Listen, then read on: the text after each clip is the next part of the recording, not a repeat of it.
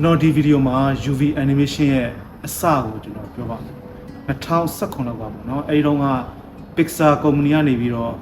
ကိုဆိုတဲ့ရုပ်ရှင်ထွက်ခဲ့ပါတယ်အဲဒီတုန်းကကျွန်တော်မိတ်ဆွေတယောက်နဲ့အဲရုပ်ရှင်ကိုကြည့်ပြီးတော့စဉ်းစားမိတာပေါ့နော်စဉ်းစားမိတဲ့အချက်လေးပေါ့ဒါလည်းဆိုတော့ Disney တို့ Pixar တို့မှာသူတို့ကမကြာခဏဆိုသလိုရုပ်ရှင်တွေထွက်ကြတယ်ကာတွန်းကားတွေထွက်ကြတယ်ဒါပေမဲ့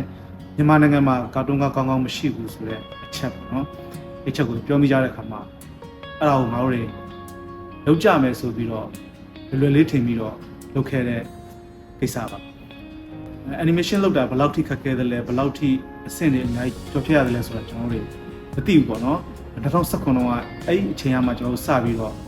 လေ့လာတာပေါ့လေ့လာရဆိုတာကအဲ့ဒီအချိန်ကမှစပြီးတော့ animation လုပ်ဖို့အတွက်ကိုဘာတွေလိုအပ်တယ်လဲဘယ် software တွေလေ့လာရလဲဆိုပြီးတော့စပြီးတော့ရှာကြတာပေါ့နော်အဲ့တော့အဲ့ဒီအချိန်မှာကျွန်တော်ကနိုင်ငံခြားရောက်နေတယ်ကျွန်တော်မိတ်ဆွေကတော့ဒီနိုင်ငံမှာပေါ့ကျွန်တော် vacation ပြန်တော့ဒီနေ့ပြောပြတာပေါ့နော်အဲ့ကျွန်တော်ကအခုဒီဘက်နိုင်ငံခြားပြန်ရောက်လာတယ်သူကမြန်မာနိုင်ငံမှာကျန်ခဲ့တယ်အဲ့လိုမျိုးရှာဖွေကြည့်တဲ့အခါမှာကျွန်တော် software တွေအများကြီးတွေ့တယ်ပေါ့ Maya တို့ 3ds Max တို့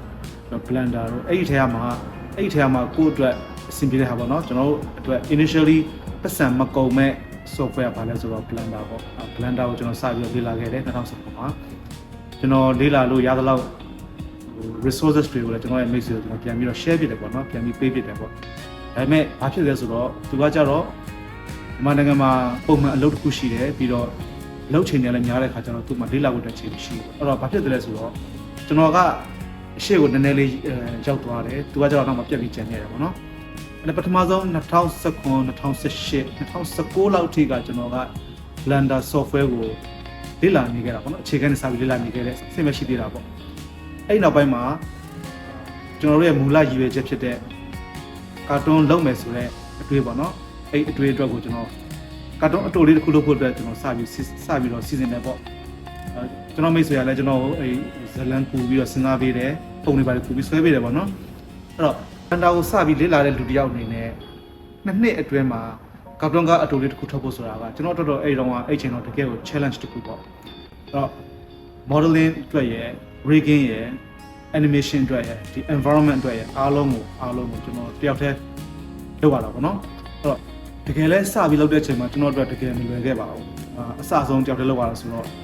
ဇလန်ကတော့ကို့မှာပတ်စံ$5ပဲရှိတဲ့အချိန်မှာကို့အတွက်သုံးမလားတခြားလူပေးလိုက်မလားဆိုတော့ဇလန်မျိုးလေးပေါ့နော်ဇလန်တိုလေးပါပဲအဲ့ဒါပြီးသွားတဲ့အခါမှာ6လတစ်နှစ်လောက်ကြာခဲ့တယ်ပေါ့နော်အဲ့ဒါပြီးသွားတဲ့အခါမှာရလိုက်တဲ့စိတ်ကျဉ်တဲ့မှုပျော်ရွှင်မှုကတော့ဘာမှမတူပါဘူးဒါကိုလုတ်လိုက်တဲ့ကာတွန်းလေးပေါ့နော် quality အရင်မကောင်းဘူးတော့လေတခုပြီးမြောက်သွားတယ်ဆိုတော့ accomplishment တခုပေါ့နော်အဲ့ဒါကိုခံစားလိုက်ရတဲ့ခံစားချက်ကတော်တော်လေးကောင်းပါတယ်အဲ့ဒါပြီးတော့ကျွန်တော်နောက်ထပ် home ဆိုတဲ့ animation တခုထည့်ပြီးလုပ်ခဲ့တယ်ဒါကတော့တဘာဝပတ်ဝန်းကျင်နဲ့ပတ်သက်တဲ့ short video လေးပေါ့နော်အဲ့ဒါဆိုလို့ရှိရင်လည်းသူကကြတော့ PBR ဘက်ကိုသွားတဲ့အခါကျတော့သူလည်းနည်းနည်းလေးတစ်နှစ်ကျော်လောက်ကြာခဲ့ပါတယ်ဒါလွန်ခဲ့တဲ့9နှစ်လောက်ကကျွန်တော်လုပ်ခဲ့တဲ့အရာပေါ့နော်အဲ့နှစ်ခုဒါတွေအားလုံးတစ်ခုပြီးတစ်ခုလုပ်ပြီးသွားတဲ့အချိန်မှာဘာဖြစ်သွားလဲဆိုတော့ကျွန်တော်စပြီးတော့လမ်းလွဲသွားတယ်ပေါ့စပြီးလမ်းလွဲဘာလို့လဲဆိုတော့ဒီဟာနဲ့ပတ်သက်ပြီးတော့ဒီဟာကိုအချိန်လေးပေးပြီးလေ့လာခဲ့ပြီးတော့ဒါနဲ့ပတ်စံကြောင်းရှာမယ်ဆိုတဲ့အတွေ့ဝင်လာတယ်ပေါ့နော်အဲ့နံပါတ်1အချက်လမ်းလွဲသွားတဲ့အချက်ပေါ့စပြီးဘာလုပ်လဲဆိုတော့ကျွန်တော် Fiverr မှာ freelance အနေနဲ့ကျွန်တော်စပြီးတော့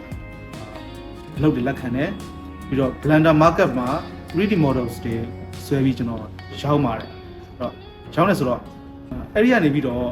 ့ကျွန်တော် Blender market ကနေပြီးတော့$150ကျော်လောက်ဝင်နေပြီးတော့ Fiverr က freelance ကနေပြီးတော့300ကျော်လောက်ထိကျွန်တော်ရခဲ့ပါတယ် project တစ်ခုရပြီးတဲ့အခါမှာနောက်ထပ်တစ်ခုထပ်လိုက်လာတယ် 3D model ဆိုလို့ရှိရင်လည်းတစ်ခုရောင်းရတယ်နောက်ထပ် product အသစ်တစ်ခုကျွန်တော်လုပ်တယ်ထပ်ပြီးတင်တယ်ထပ်ရောင်းရတယ်ပေါ့နော်အဲ့တော့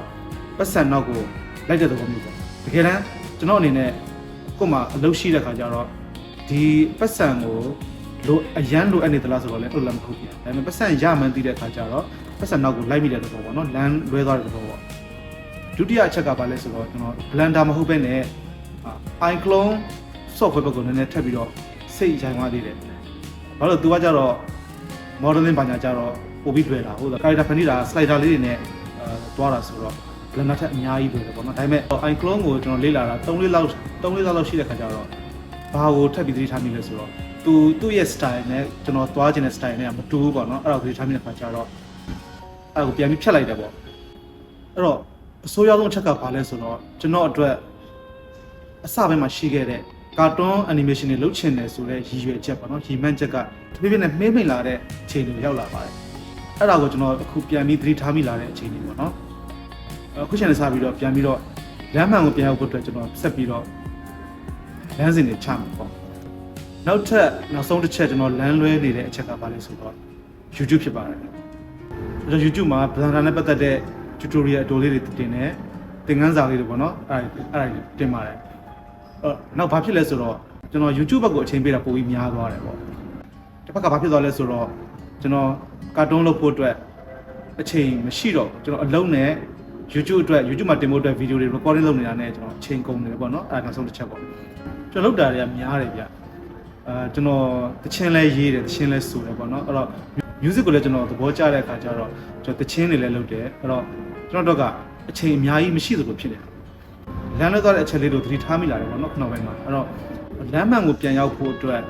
ကျွန်တော်ရဲ့မူလရည်ရွယ်ချက်ကိုမပြောက်ဖို့အတွက်ကိုကျွန်တော်ပြန်ပြီးတော့လုပ်ရမယ့်အခြေအနေတွေရောက်လာတာပေါ့အဲ့တော့အခု UV animation မှာကျွန်တော် animation နဲ့ပတ်သက်တဲ့ project လေးပေါ့နော်လုပ်ချင်တဲ့ဟာတွေရှိတယ်အဲ့ဒါတွေကိုစပြီးတော့အကောင့်ထဲပေါ်ပါမယ်ကျွန်တော်ရဲ့ progress ကိုကျွန်တော် YouTube မှာတင်မယ်အဲ့တော့ပုံမှန် tutorial လေးတွေကတော့ကျွန်တော်ကြိုကြားတင်မယ်ပေါ့နော်ဒါပေမဲ့အဓိကကတော့ကျွန်တော်လုပ်နေတဲ့ project တွေရဲ့ progress ကိုကျွန်တော် YouTube မှာအခုတင်မှာဖြစ်ပါတယ်အဲ့ဒါကိုစောင့်ပြီးကြည့်ပေးကြပါ UV animation လမ်းမှန်ကိုတင်ရောက်ဖို့အတွက်ကျွန်တော်မျှော်လင့်ပါတယ်အဲ့ဒီတော့ကိုလည်းကျွန်တော်စူးစမ်းပြီးတော့လုပ်ဖြစ်မယ်လို့ထင်ပါတယ်အားလုံးကျေးဇူးတင်ပါတယ်ဒီနေ့ကတော့ဒီလောက်ပါပဲ